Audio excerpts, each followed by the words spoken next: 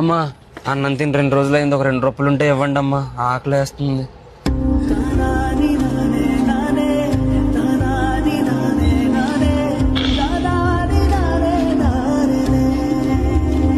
సరే, ఈ 100 రూపీస్ తీసుకొని మంచి ఫుడ్ తిను, సరేనా? బాబు ఆకలేస్తుంది, 2 రూపాయలు ఉంటే ఇవ్వా.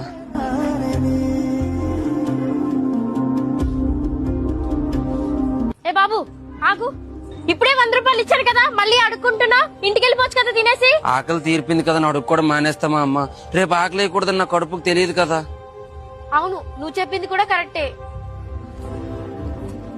అవును, నేను ఇతనికి రోజు అన్నం పెట్టించగలిగితే ఇతనికి అడుక్కునే పరిస్థితే ఉండదు కదా.